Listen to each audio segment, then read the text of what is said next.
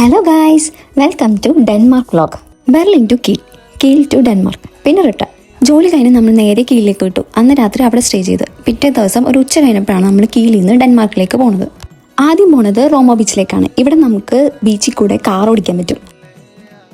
By റോഡാണ് നമ്മൾ അങ്ങോട്ട് പോണത്, ബൈ ഫെറിയാണ് റിട്ടേൺ.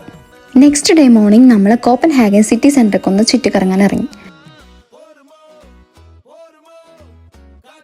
ഇതാണ് ഡെൻമാർക്കിലെ റോയൽ ലൈബ്രറി ഗാർഡൻ. അവിടെയൊക്കെ കുറച്ച് നേരം ഇരുന്ന് ഫോട്ടോസൊക്കെ എടുത്തിട്ട് നമ്മൾ പിന്നെ പോയതാണ് നൈഹാവൻ എന്ന് പറഞ്ഞൊരു സ്ഥലത്തേക്ക്.